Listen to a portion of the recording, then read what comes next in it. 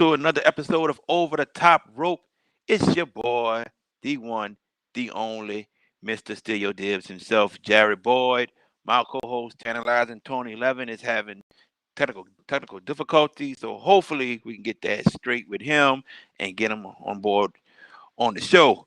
But without further ado, let's get right into the show. As you saw on SmackDown, um, first half of the show was a good show to me. Second half was kind of lackluster, but all in all, it's still one of the better wrestling shows on TV, that in NXT. But this Roman Reigns and Kevin Owens feud, man, is just to die for.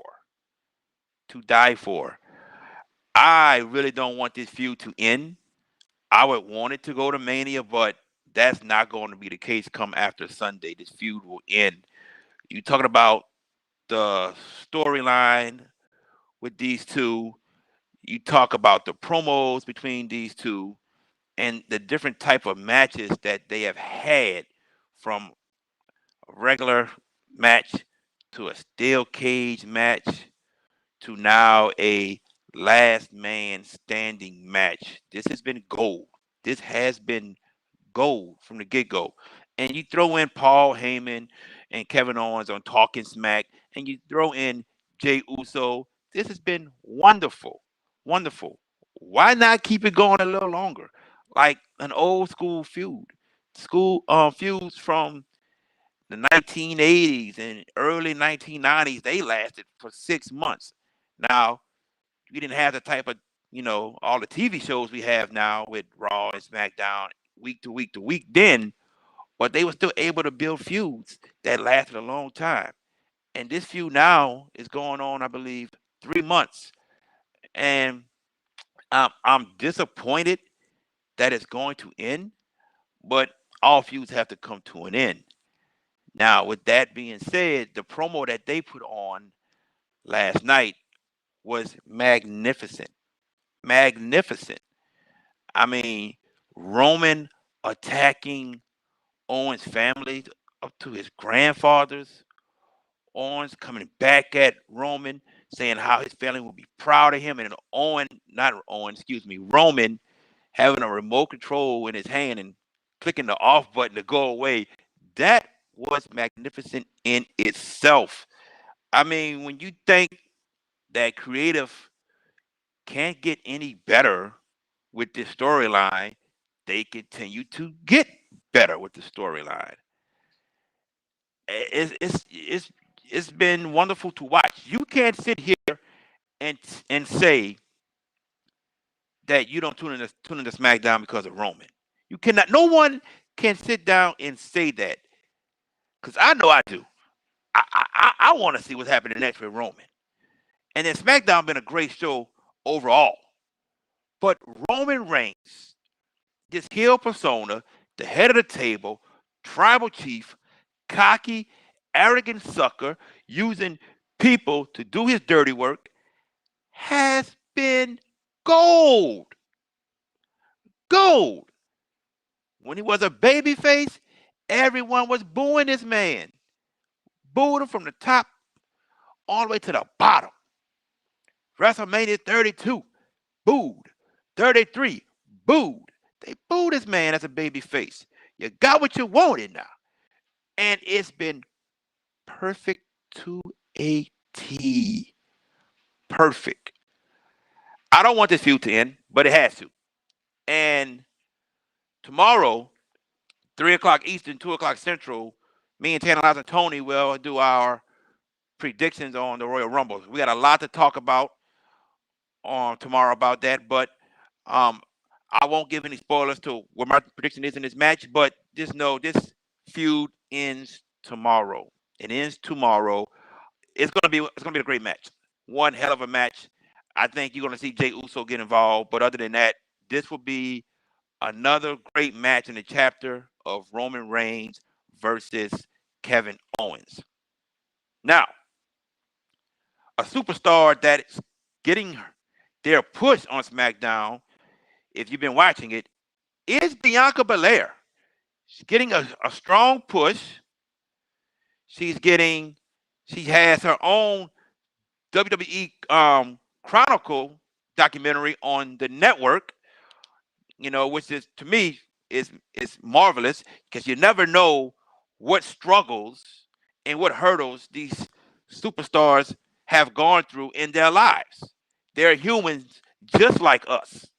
We may look at them as superheroes, but we got to realize also they are humans just like us. They make mistakes just like us. They go through obstacles just like us. And Bianca Belair was one of those people who went through a major obstacle.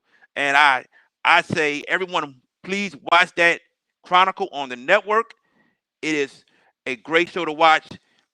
If you don't know Bianca Belair's life story, she explains some of it, and I would advise everyone to watch it. But back to the wrestling aspect, Bianca Belair has been getting a push on SmackDown lately, and they put her in a feud with Bayley. And I think it's the best person to put her in a feud with, and Bayley to help put Bianca Belair over. And they've had their feud. Bianca Belair won an obstacle course. Bianca Belair won their match yesterday. Their one-on-one match. Bianca Belair won the match. Now,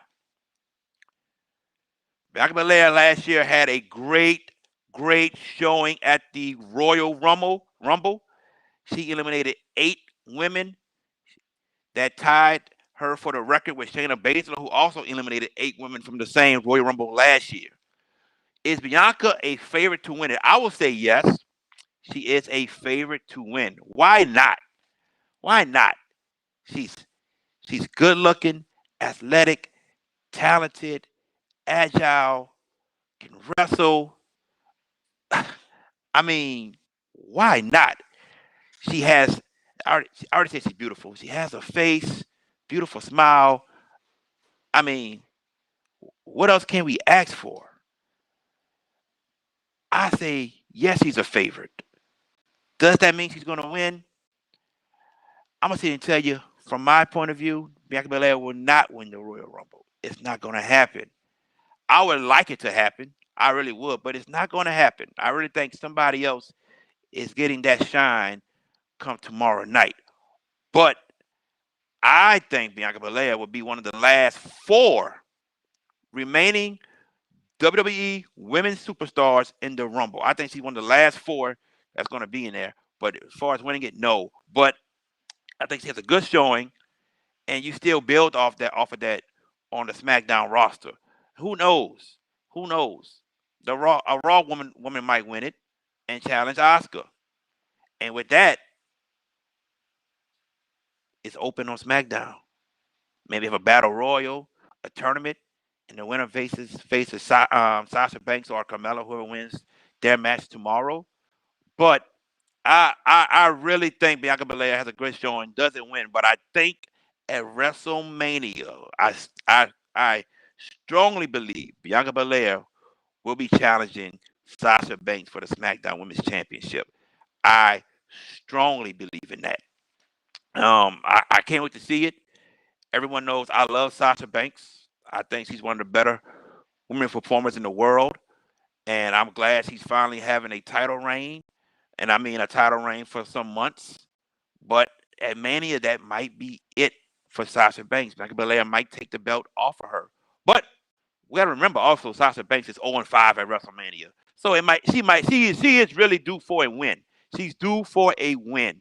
So we will see with that. But Bianca Belair getting the push that she deserves, and hopefully they continue to build off of that. Now, yesterday we saw AJ Styles show up on SmackDown for the first time in months, using the wild card, challenging Daniel Bryan to a match. And then we saw the Miz and Morrison show up out of nowhere. And then we saw the return of Braun Strowman. We haven't seen him since Survivor Series, since November, and he shows up. So right then and there, that's telling you Braun Strowman will be in the Royal Rumble. So with, I like it that a big guy, Braun, is in the Rumble because number one, we might not be seeing Keith Lee. Miriam is in quarantine. Keith Lee has to quarantine himself more than likely because Miriam's in quarantine, and word is that Keith Lee has caught COVID. But Braun Strowman, another big guy in it. That's great. Um, it's good to see that. But then again, Braun Strowman will not win his Royal Rumble. He's won the greatest Royal Rumble, but he's not winning his Royal Rumble. It's not going to happen. WWE messed up years ago on putting the belt on him. Now, they put the belt on him last year only because Roman pulled out of WrestleMania. Other than that, Braun Strowman wasn't even going to be on the WrestleMania card. He wasn't. But he was a fill-in replacement for Roman. And they was like, yo, we going to put the belt on him. We're not going to have Goldberg with the belt. Goldberg does his 2 matches and he's gone. So, yeah, they put the belt on him. But that should have been done a long, long time ago when he was hot. When he was hot with the crowd. He was over. It's not over no more. It's not. No one wants to see Braun Strowman as champion. No one wants to. So, I'm glad he's in the Rumble, but not going to happen. As far as The Miz got to cash in the Money in the Bank briefcase sooner or later. And I got a feeling it's happening on Sunday after the match. I have a feeling The Miz cashes in the briefcase. Will he win it? Will he not? I'll tell you that tomorrow. But The Miz cashing in to come tomorrow. It's time. I don't think they're going to wait for him to do it at Mania, but it's time. The Miz is due to be WWE World Champion again. He's due. He hasn't had the title since WrestleMania 27. When he beat John Cena. So it's over 10 years almost 10 years. The Miz is due. AJ Styles, a favorite to win the Royal Rumble, hands down. Trust me on that. Last year, I think AJ was supposed to be maybe one of the last 6, but got eliminated by Edge and really hurt his shoulder. We're going to see this year. It's AJ Styles' 3rd Rumble, maybe 3rd time the charm. We shall see. Now, Monday Night Raw. You know, I'm going to speak quickly about this. Alexa Bliss and Randy Orton. As you know, they're both in the Royal Rumble. Randy gave his recap of things that happened between he and The Fiend and he and Alexa Bliss. And Alexa Bliss recapped over that about things that happened between she and Randy Orton and, acting like she's talking to The Fiend and can't wait to see him again. Alexa Bliss had her match with Asuka and they started this crazy stuff again with stuff reappearing. Alexa Bliss able to transform into another person with different gear on, all that type of stuff. We saw Alexa Bliss transform into 3 different people, and then Randy comes out and RKO's Alexa Bliss. So I'm gonna speak on this quickly and get to the next topic. I think The Fiend shows up in the Rumble. I truly believe The Fiend shows up in the Rumble. Or you hear his voice to where it distracts Randy Orton and Randy gets eliminated. I think this is what this is leading up to. I don't think we'll see Randy interfere in the women's Royal Rumble. I don't think we'll see that. But the men, I think we will either see The Fiend or we will hear his voice, and that will distract Randy Orton and get him eliminated. That is my strong feeling on what's going to happen with Randy Orton. As far as Alexa, watch the show tomorrow. 3 o'clock Eastern, 2 o'clock Central. I will give you a rundown on what will happen with Alexa Bliss. Now, the return of the rated R superstar again, Edge. He is back. He is perfectly healed from his torn triceps, and he's in the Rumble. Perfect. I love it. I love it. I don't love it that we don't have a crowd that can pop loud for him, but I love it that Edge is in the Rumble. Edge brings a different type of energy in every Rumble that he's in. And it's great that he's back in the Rumble. Is he a favorite? Damn right. Damn right he is. He is a favorite to win the Rumble. I mean, I think we're gonna see something with him and Randy in the Rumble, to where they continue their feud inside that ring come tomorrow night. But no telling what else is gonna happen. But I'm glad he's back. I thought he would have came back sooner, but he came back for the Rumble, which is cool. Keep him healthy and have him for WrestleMania. But Edge back in the Rumble is perfect, hands down. Glad he's in it. Now, to our last topic of the show. We couldn't get Tantilizing Tony fixed. AEW.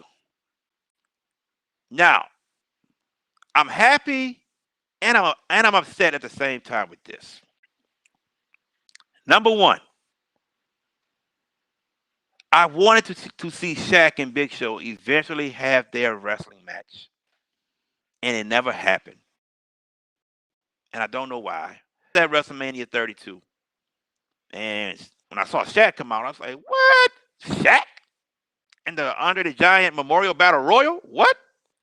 Shaq ran to that ring and you saw him and Big Show in the middle. And we talked about that for a year or two, like, yo, this got to happen. And it never happened. Now, AEW comes on TNT. Shaq works for TNT. He's an analyst on Inside the NBA with Charles Barkley, Ernie, and Kenny Smith. So, both having TV contracts with TNT. I guess it was easy to make this happen. So it's great. We're going to see Shaq in the wrestling ring. But, man, Shaq is so much bigger than Cody. I mean, about a good foot at the least, maybe a little bit more. Shaq's 7'1". Cody's about 6 feet. So we got this big guy and a little guy. And I just don't know how I feel about that. I'm happy to see Shaq in the ring, but it's not against the person I want to see. Now, I do want to see Red Velvet and Jade Cargill and see how good they are in the ring. I want to see that. Give these ladies a chance to shine. I want to see that. But we're not getting what we wanted from years ago with Shaq and Big Show, and that's the part I'm upset about. Will it be a good matchup, Cody and Red Velvet versus Shaq and Jade Cargill? I think it'll be okay. I think you'll get a couple good spots, but other than that, I don't think it won't be that good. But prove me wrong. Prove me wrong. I don't mind being proven wrong. Prove me wrong. But we shall see. Give it a shot. Let's not judge it. I'm giving my opinion, but I want to be proven wrong. I hope it's a great match. Pat McAfee and Adam Cole shocked the hell out of me. Pat McAfee for sure. That was just shocking. Man, Dominic Mysterio, that was shocking. Didn't expect that. So, hey, I could be wrong again, but we shall see. We shall see. But let's give him a shot. I'm happy Shaq in the ring. I'm not happy because it's not against Big Show when it should have happened years ago. But with that being said, that is it for Over the Top Rope. We will be back tomorrow at 3 o'clock Eastern, 2 o'clock Central. Hopefully we can have Tantilizing Tony Levin's technical difficulties fixed for tomorrow and have him on the show. Other than that, I'm Mr. Steve Dibs.